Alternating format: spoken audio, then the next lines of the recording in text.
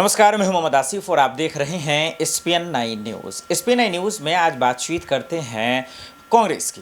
कांग्रेस के नेता पर अचानक से हमला हो जाता है। कांग्रेस के नेता पर अचानक से हमला होने के बाद डायरेक्ट वो चुनाव आयोग पे पहुंच जाते हैं। आज ये समझना बेहद ज़रूरी है कि कांग्रेस के नेताओं को चुन चुनकर ऊपर हमला क्यों हो रहे हैं। इसके पीछे की वजह मैं बताऊंगा दर्शकों आपको, और ये भी बताऊंगा कि दरअसल खेला चल क्या रहा, सोनिया गांधी राहुल गांधी के मन में चल क्या रहा, और वाकई में रातों रात उन्हें क्यों चुनाव आयोग जाना पड़ा। ये मैं बताऊंगा तो आपको लगेगा कि कुछ शायद है, मैं बताऊंगा तो शायद आपको यकीन ना हो। इससे बेहतर है कि मैं आपको वो रिपोर्ट ही दिखा देता हूँ, वो तस्वीर दिखा देता हूँ, वो वीडियो दिखा देता हूँ कि कैसे तमाम कांग्रेसी गुस्सा होकर जब उनके नेता पे हमला हुआ तो वो कैसे जो है चुनाव आयोग जा रहे हैं। जरा ये वीडियो देखिए। अभी हम लोग पवन खेड़ा जी, विनीत पूनिया जी और मैं कांग्रेस पार्टी की ओर से निर्वाचन आयोग को मिले हैं। एक बहुत ही गंभीर मामला हमारे साथ हुआ है, हमारे नेता के साथ। हमारे इंचार्ज डॉक्टर अजय कुमार त्रिपुरा में कांग्रेस कैंपेन के लिए गए हुए हैं और वहाँ पर उन पर एक बहुत ही संगीन हमला हुआ। उन्हें चोटें आई, गंभीर चोट आई हैं। फेस पर हड्डी क्रैक भी हुई है, फ्रैक्चर हुआ है और 16 अन्य लोग घायल हुए हैं।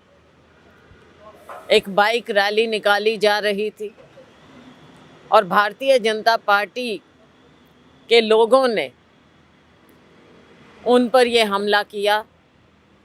कहा जाता है कि उनके एक मंत्री भी इसमें शामिल थे और शायद उसे लीड कर रहे थे। ये मामला पहली बार नहीं हुआ। यहाँ पर लगातार जिस तरह से वायलेंस की घटनाएं सामने आती हैं, जून 27 को भी हमारी पार्टी का डेलीगेशन निर्वाचन आयोग को मिला था और इन बातों के बारे में उन्हें अवगत कराया और अंदेशा दिखाया था कि कुछ भी सीरियस मामले वहाँ पर हो सकते हैं। और ख़ुद डॉक्टर अजय कुमार ने 29 जून को एक चिट्ठी भी लिखी थी आयोग को, अपने लिए सिक्योरिटी मांगने के लिए भी और वहाँ की सिचुएशन के बारे में भी। लेकिन हमें बहुत ही दुख के साथ कहना पड़ रहा है कि कोई उस बात का असर नहीं हुआ और ये इतनी सीरियस घटना हुई है। कुछ भी हो सकता था। और जब रूलिंग पार्टी के लोग इन हरकतों पर आ जाएं तो निर्वाचन आयोग को क्या करना चाहिए। हमने निर्वाचन आयोग से यही आग्रह किया है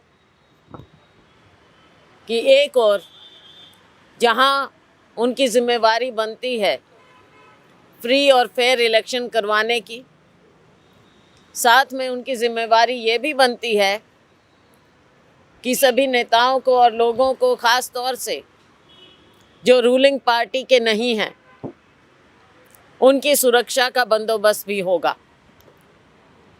लेकिन अगर जो प्रिंसिपल ऑपोजिशन पार्टी है उसके सीनियर नेताओं के साथ ऐसा होगा तो आप सोच सकते हैं कि इसका भी एक मैसेज दिया जा रहा है। फ्री एंड फेयर इलेक्शन कैसे हो सकता है? क्या इस तरह का वातावरण वहाँ पर बनाया जा रहा है, लोगों को डराने का, धमकाने का? हमने डिमांड रखी है कि आइंदा इस तरह की बातें ना हो। डॉक्टर अजय कुमार को सुरक्षा दी जाए और वहाँ पर जो इस तरह के एलिमेंट्स हैं, बेशक वो रूलिंग पार्टी से जुड़े हुए हैं, सख्त से सख्त कार्रवाई होना चाहिए और जो दोषी लोग हैं उन्हें सख्त से सख्त सज़ा मिलनी चाहिए। और साथ में क्योंकि वहाँ के जो अफसर हैं, आज के दिन वो इलेक्शन कमीशन के ही एक आम समझ लीजिए उन्हीं का हिस्सा है, चाहे वो डीजी हैं, चाहे चीफ सेक्रेटरी हैं, उनकी जवाबदेही भी होनी चाहिए। Responsibility has to be fixed, and those who are in the know of things, those who are responsible, must be brought to book. आगे इस तरह की कोई भी घटना ना हो और इलेक्शन का एक सही मैसेज जाए, ये बात हमने रखी। इलेक्शन कमीशन ने, सीईसी ने हमें विश्वास दिलाया है कि वो इस मामले को गंभीरता से ले रहे हैं और उनकी अपनी इमेज का भी सवाल है। ये खुद उन्होंने इस बात को माना कि इलेक्शन कमीशन अपनी जिम्मेवारी समझता है और वो इस बात को पूरी गंभीरता से लेगा। आपको बोलना जैसा कि शैलजा जी ने बताया, हमारी वरिष्ठ नेता कुमारी शैलजा जी led this delegation today. She apprised the Honorable Election Commission of the law and order situation in Tripura in the light of the serious attack which took place last night on Dr. Ajoy Kumar, our in charge, and other leaders, 16 other leaders. Dr. Ajoy Kumar sustained facial fracture, very grievous injuries on his face. When he was being taken to the hospital, he was attacked by lathis, and the attackers were known faces of the BJP. It is said that this mob was led by a minister, sitting minister of the BJP in Tripura. Earlier too, in the past, on 29th of June, our delegation had come regarding violence in Tripura when our PCC president, Mr. Burman, was attacked.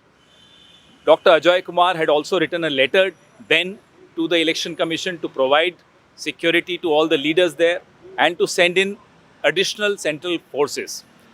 Today, when Kumari Shelja ji reminded the Election Commission of what had transpired between us and the Election Commission in June, the CEC agreed that this is a serious issue and the image of the Election Commission is also taking a beating if these episodes are repeated. He has assured us that steps will be taken so that such violence is does not become a regular feature during this election in Tripura and it's not repeated.